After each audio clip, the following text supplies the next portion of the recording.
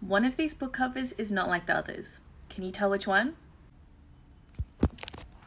Tim Jacobus was behind most of the iconic Goosebumps covers, but not all of them. When Scholastic was trying to choose who should design the Goosebumps book covers, they reached out to two artists: horror artist Jim Thiessen and cover artist Tim Jacobus. They sent one book from the series to one artist and another book to the other artist. Jim Thiessen turned in the Stay Out of the Basement cover, and Tim Jacobus turned in the Welcome to Dead House cover. Could you tell that they were done by different artists? So while Scholastic loved Jim Thiessen's Stay Out of the Basement cover, and R.L. Stine is quoted as saying it's one of his favorites, they decided it was just a little bit too scary, a little bit too realistic.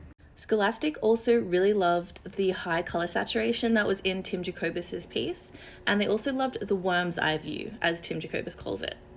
Jacobus has said that kids are small and the whole world is intimidating, and that concept really guided this low perspective that he used for the cover. R.L. Stine himself really loved how Tim Jacobus could combine the horror of the story and the comedy of it as well.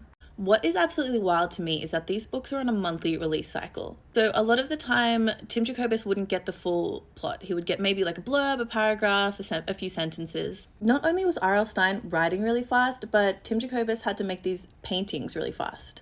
And yes, they're paintings. They were all acrylic paintings. R.L. Stine and Tim Jacobus worked so well together, despite not even meeting until 2 years in.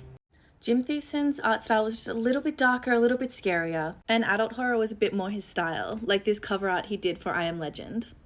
Do you have a favorite Goosebumps cover? Mine is probably Night of the Living Dummy. It was my favorite book growing up. And that smooth airbrush finish that Tim Jacobus gets on it.